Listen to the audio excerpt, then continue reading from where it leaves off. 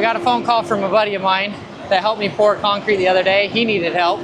So we drove an hour and a half to come down and help him. And this is what we got. He's like, just show up and help us pour concrete. Yeah, nothing was tied, so we had to hurry and tie everything. But we're just working at a gas station. Concrete just showed up, so about 9.5 yards. So we'll see how it goes.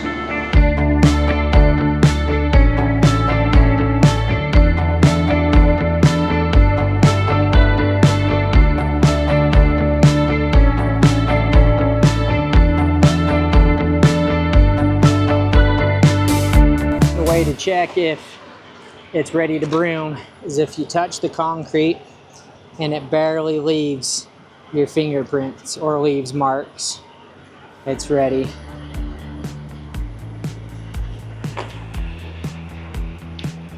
So you got there,